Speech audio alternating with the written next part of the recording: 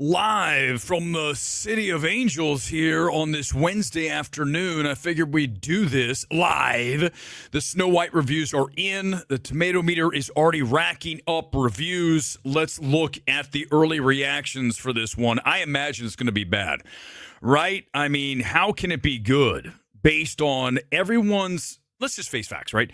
When people go into movies, they already have preconceived notions, biases, and agendas, okay? The majority of people. And what do you think people are taking in to see Snow White? I get it, man. It's a live-action remake. Of course you're going to do that. You're going to compare it to the 1937, right? Original. Of course you're going to do some of that. I get it. But I still want to know, does it work on its own? And tomorrow night, we do this live, my own MMT evaluation. I'm going to do my best to stay in that area, right? But I'm not saying every critic does that. So as we look, let's find out. It's got to be rotten. Has to be. 46% on the tomato meter. Not good. Not surprising either, right? Let's look at some of the reviews. 67 of them here right now. Let me hit view all as we do this again live from Los Angeles. Thanks for being here, X and YouTube. Caitlin Booth, a brand new review from Bleeding Cool. Snow White justifies its existence more than other Disney remakes. No matter how charming Zegler is, it still can't capture the magic of the original. Of course. So she did what I just said not to do. I know, I get it, right? It's almost impossible. I understand. But I still want to know, can it kind of exist on its own, even though we all acknowledge that there was the original and it's animated, okay? Right? Okay? I know. I understand for some people that's difficult, but I'm going to do that tomorrow night. Works or it doesn't. On its own. Okay? At least half this film, especially the clash between the Evil Queen and Snow White, is enjoyable enough. That's from Cynthia Vinny of Looper.com. 6 out of 10. Not great. 6 out of 10 for me is a D. That's bad.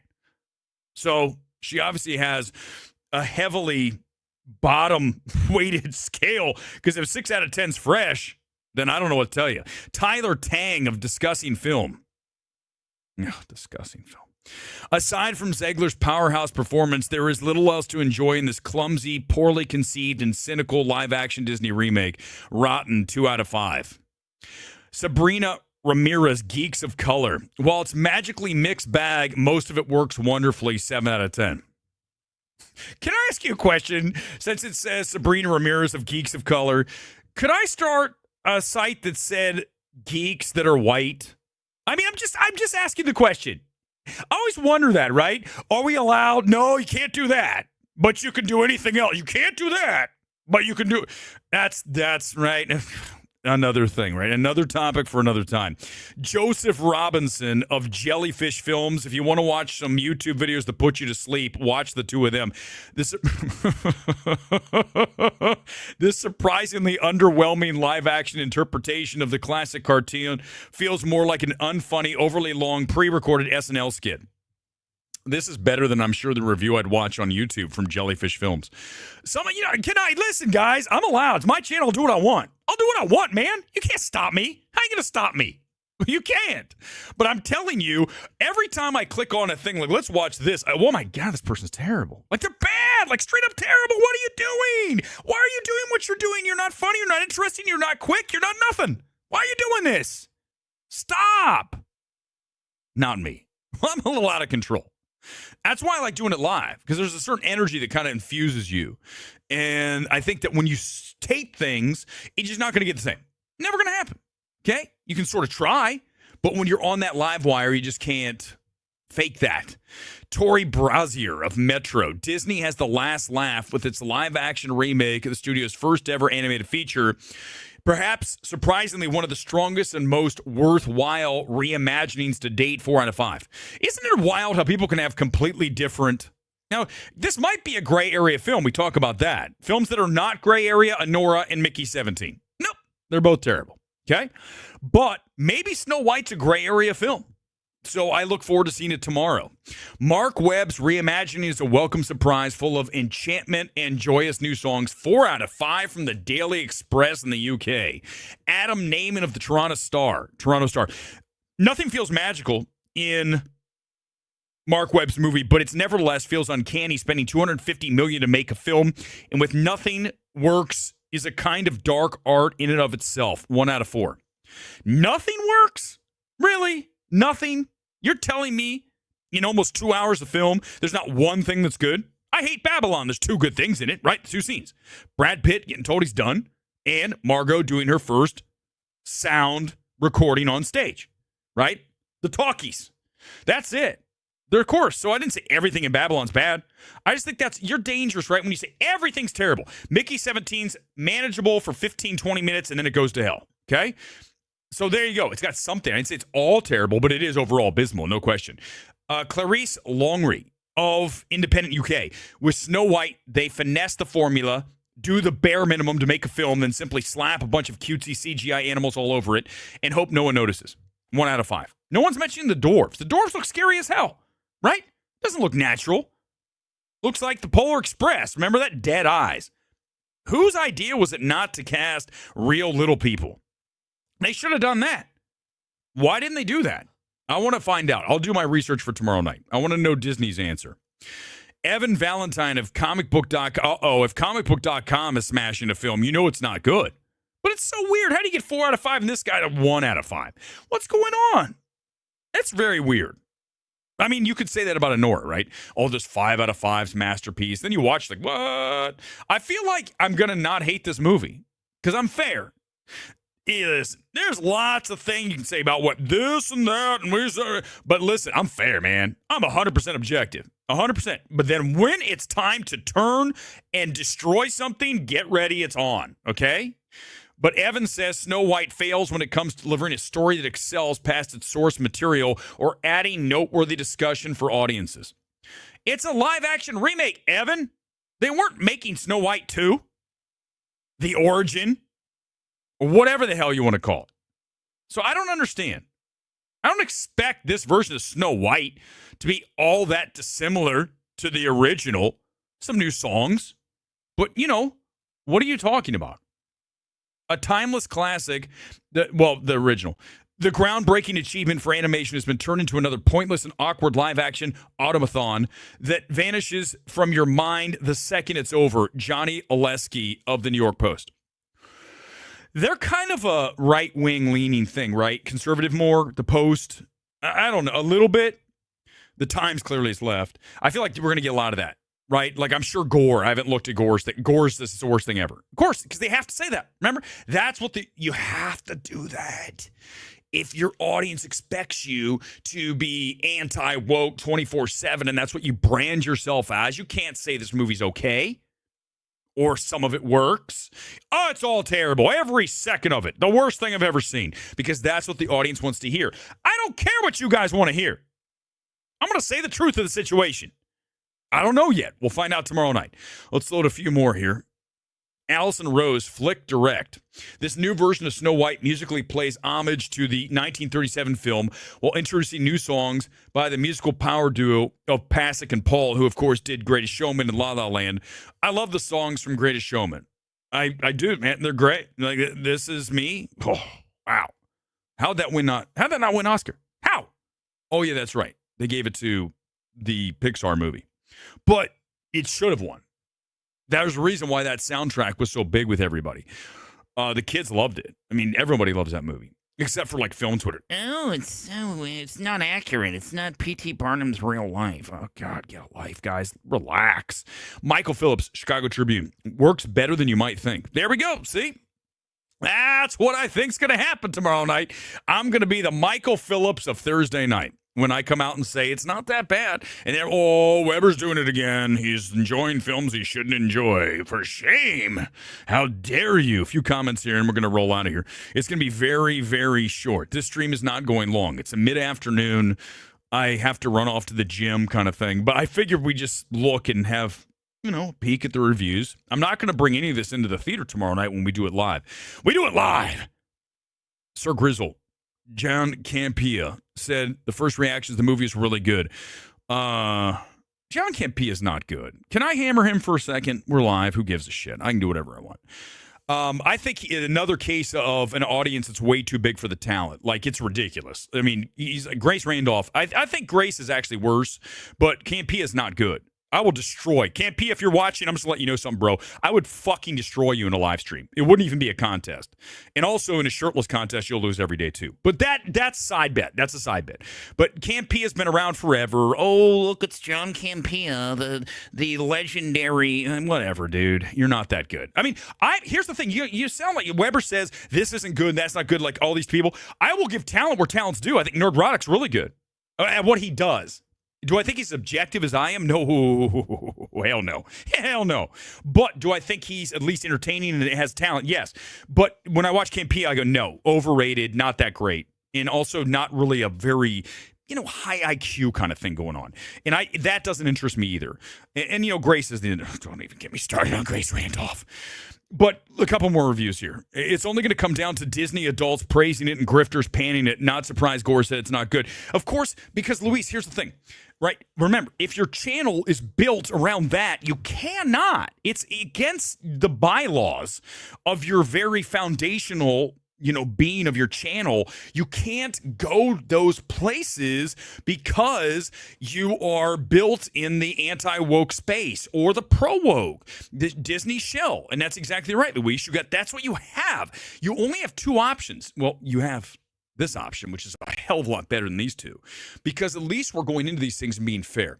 Never once have I walked into a film, I don't care what it is, and had the review written, had my reaction down, because you have to start at zero and go from there and then see where the film leads you and try to remove everything that came before it and only exist in what is in front of you now.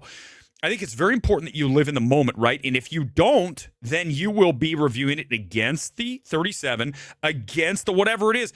And don't get me wrong, you can do that, but that's not everything. The film has to exist on its own. In fact, a lot of times whenever there's an adaptation of a book, I don't want to know much about I don't care. I want to know, does the film work on its own? Now, if the source material changes, that's a different deal, okay? That's not my deal. My deal is, does this work that's in front of me right now? And if it does, then I don't care about anything else. I go back to Little Mermaid, a film I did not hate. The crab on the bed thing was one of the worst things I've ever seen. But again, everything else largely works. She has a good voice. I didn't think it was the worst live action remake I've ever seen in my life. Do I subscribe to the idea that a lot of you, why are they doing this? We know why. Look, How to Train Your Dragon's coming out here from Universal. It's not just Disney. There is money in these things. We already have established IP, so let's just mine it again. In this case, $250 million, is that right, the budget? Man, so we're talking about to be profitable somewhere around 625, 650 in that range, right? This film will not get to 650 million worldwide. So it's going to lose them a ton of cash. Just Mickey 17 is going to lose Warner Brothers a ton, not as much as this. The way this is going, it's going to be really bad for Disney. But again, that's not what you're reviewing it against. I'm not reviewing the budget. We're reviewing, does it work? And then we can talk about the budgets like we did with Electric State. I didn't hate Electric State. Is it great? Hell no. But is it watchable? Yes. And the budget would give me no way I would make that film at $320 million. If I come out of this film tomorrow night and I say, hey, listen, for $250, no way in hell. I bet that's the case, but I still want to review it on its own merits. I mean, that's just kind of the way it goes. A few more reviews here and some comments as we continue along here on this Wednesday morning or afternoon. It's now 1 o'clock here. It's not the morning. It still feels like morning for me. All right, let's go and look at some more. Here we go. Let's hit load more. David Rooney, Hollywood Reporter, gives it a fresh. It sounds like the standard female empowerment template that's almost obligatory in contemporary fairy tale retreads. It more or less is, but the incandescent Ziegler sells it with conviction and heart. I mean, here's the thing, right? So let's just say Ziegler's solid. Let's say Rooney's like incandescent. I mean, wow. That's some praise. That's a word you don't break out if you think she's just okay. The problem is when you're Gore, when you're any of these anti-woke channels, even if Ziegler is strong, you can't say it because your audience is going to lose their shit. Oh, you can't say that. She's awful. She says terrible things. And again, that's maybe true. Go back and look at my review of Magazine Dreams on the channel. You can go look for it now. Love that film. I talked about Jonathan Majors having those off-the-field issues. But when I watch the film, I'm seeing one of the best performances of 2025. It will be, without question. Wait till you get to the scene in the restaurant. You're going to blow your head. It's going to blow your mind. You're going to be like, this is some shit right here. This is good cinema. And that's what we're looking for. So, again, separate. So, if Zegler can do this and be incandescent, can be at least a really strong version of Snow White in a live action, well, then just say it, man. Right? I always talk about, I don't care if you're left or right, if the person on the other side does something that's good and you don't like them overall, let's use Trump, for example, and you hate Trump. Let's say he does something that actually is a good move. Why are you not allowed to say that? Who cares? Do that. Don't be like that. Don't be so binary. It has to be this. No. You can say whatever it may be. You know, obviously there's a lot of shit going on with Elon Musk right now. And people doing, I mean, listen, if you're justifying people going out and keying Teslas or burning Teslas or whatever, I don't want, just leave. Just leave the channel now and don't come back. I don't want, you and I are never going to be compatible. And same thing with the Luigi shit, okay? That's not, dude, I don't want to be around people like that. That's not how you handle things. You don't do shit like that, okay? You listen, you can hate the other side, you can do your thing, but do it, I guess, respectfully. You know, you just don't go around vandalizing people's property or, you know, oh, I don't agree with this person, so I'm going to mow them down outside their hotel. No. We're not going for that. If you espouse that, if you think that's fine, go. Goodbye. There's the door. Hit the road. Don't come back. Honestly, don't come back. I don't care. I don't give a fuck. I don't want to hang around with someone like that. That's broken thinking, okay? It's not the way we operate. And I think that's the problem, too, is we're talking about Snow White here and Zegler. I'm going wider because that's what I'm talking about. Why can't we say Zegler's good if she is? Why? Because, remember, you can't. Because it's like they're handcuffed. We talk about it all the time. I can't do it. Even if I want to say it, I can't. The audience will. Too bad. I don't care. I don't care what the audience wants. I care about truth. That's all I care about. I don't care about what the right thing to say is. I've never once worried about what the right thing to say is. Whitney Seibold, kind of a weird dude. He's followed me on Twitter once or twice or come at me. He's a weirdo. There's a lot of weirdos in this space. How many times? Oh, Weber's beat. I'm not espousing going out and doing something. I'm just telling you that the film space is full of weirdos. Straight up strange people. People that, again, if they're just not really the normal person. Listen, I'm more normal than a lot of these people. So I think that helps in the evaluation. Because if you go in as kind of this oddball, you're going to have a different experience because you're weird. So I think it's best to kind of be a little bit weird, but also have some sense of normalcy to you. The result is, despite the mercenary motivations, affably watchable. It's hollow, but unlike some of the more recent remakes, it seems to have thoughts in its head. Wow, that's the ultimate mixed review right there. Way to cover all the bases, Whitney, without an H. Don't ever trust the social media early reactions. Of course, Austin, no, we don't. Because, listen, you got to remember that the early reactions, especially for Disney, are going to be from critics that have been vetted. I should forget. Let's not even say critics. Let's call them influencers that have been vetted by Disney to be largely positive. And as we said on that reaction the other day, we were going through some of them. You look at the quid quo pro aspect. If you come in to see Snow White on Saturday in Hollywood with all the stars, you're going to accentuate the positives rather than come in and destroy this thing. And that's just how the game is played. I would never partake in that. I have no interest in ever doing that. It doesn't even make any logical sense to me to even partake in anything like that. It's always got to be what's the truth of the situation. And if I watch Snow White tomorrow night and I think it's terrible, I'm going to come on and say it's terrible. If I think it's okay, I'm going to say it's good. I don't know. I don't know what the answer is. I don't go in with this stuff already ready to go because that's why. What's the point of that? So yes, you're right. The initial reactions from any studio, Warner Brothers, I'd throw Neon in there. Look at the Monkey. I mean, Monkey is a terrible film. Look at the earlier reactions. Hilarious. Blood, guts, and gore. Oh, my God. Okay, but when you watch the film, it's awful. Neon knows how to stack the deck. They all do, okay? There's plenty of critics. Now, here's the thing. You're going to tell me that they get paid. They don't get paid, okay? Not that I'm aware of. I've done a lot of research on this. The way that they pay you is through access for those events, and then also to talent. So let's say that you want to start a channel with celebrities and you want to have those, in the room. Sometimes you see them on Zoom, but they give you access to celebrity for like 5 minutes. I've been in those rooms. I know what it's like. Then they will give you that if, again, quid quote pro, you are saying this is largely positive. If not, then we're going to remove the access. Okay, that's all that is. And a lot of people will play that game all day. And you can read the reviews and see. You can tell because they're going to talk about one thing that's good, right? And they might mention something that's not quite working, but they won't hammer it like I will if I come out tomorrow and say the dwarves are the worst things I've ever seen. Few more reviews, few comments, and I'm out of here. Edward Douglas, Weekend Warrior. Ziegler is truly a revelation in the title role of a movie that has its issues, but definitely grows on you. There's, again, another Ziegler positive. Okay? Man, if I like Ziegler tomorrow, y'all going to lose your shit, right? Webb gets the job done with minimal fuss and muss. And whenever Ziegler's on screen, the film manages to conjure up some of the good old Disney magic. Awards watch. Peter Bradshaw, rotten.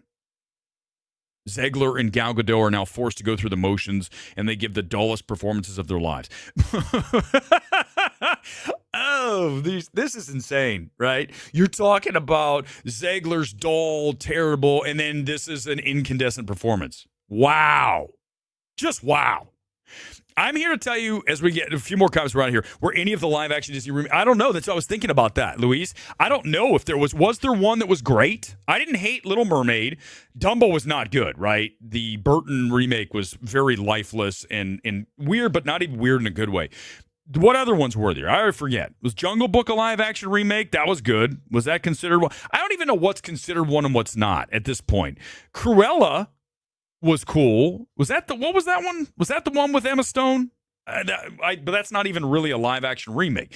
It's a live action sequel or prequel, whatever it was. I don't know anymore what was considered live action or not, but it's not like there's been one that was like, oh my God, best thing I ever seen. So, all right, guys, I think we're going to wrap here. Here's what's going to happen. We're going to be back tomorrow night live at about 8 o'clock. Which is here in LA. That means 11 on the East Coast. I'll be out of Snow White. We'll discuss this thing live. I'll be completely and utterly honest with that reaction, as I always am. We're never going to go into it, say, this is what I expected. No. We're just going to go in, let it wash over us, and then come out and give the evaluation. It's the only way to do it. Look forward to having that tomorrow night. Thanks for being here. Thanks for being here on this Wednesday. Live from the City of Angels. Always a pleasure. We'll see you next time here on MMT. See you tomorrow night for the live evaluation of